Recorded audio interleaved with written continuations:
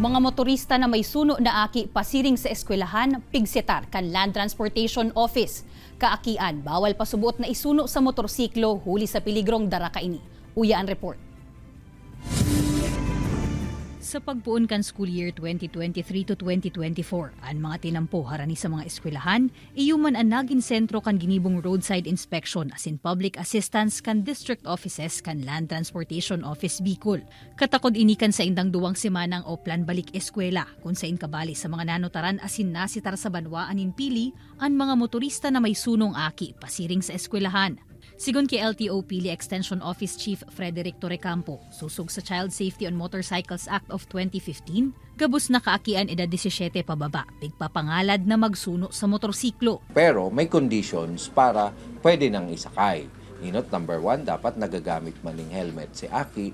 Pandua, kaya niyang kuguson ang sa iyang driver na maabutan ang sa iyang kamot.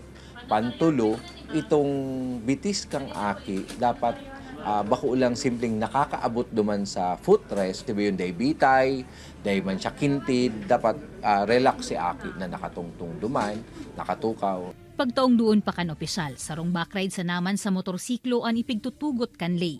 Ang mga importanteng panundon na ini, mahigot man subuot na pigsusunod ni Jeron sa paghatod sundo sa iyang 7 anyos na aki. Antes magbiyahe, pigsusulutan yaman ininin arm sleeve como proteksyon sa init. Siring man na mas maluway ang sa iyang padalagan kan motorsiklo. Mas prepare namin ako yung nakamotor kasi mas madali siya compare doon sa sasakyan na gamit namin dati or mag-commute.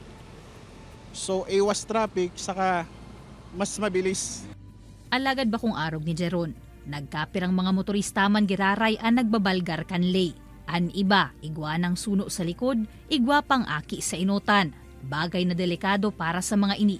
An padagos na pangapodan kan LTO sa mga motorista. Kung nag-i-invest ngani sa lunadan, dapat ibali man ang safety ninda asin kan sa indang mga aki.